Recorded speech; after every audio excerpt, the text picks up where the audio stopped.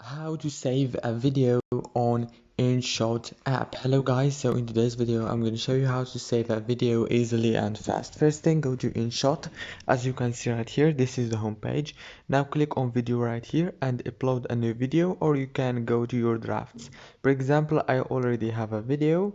Now let's say that you want to save a video after editing. All what you have to do is simple.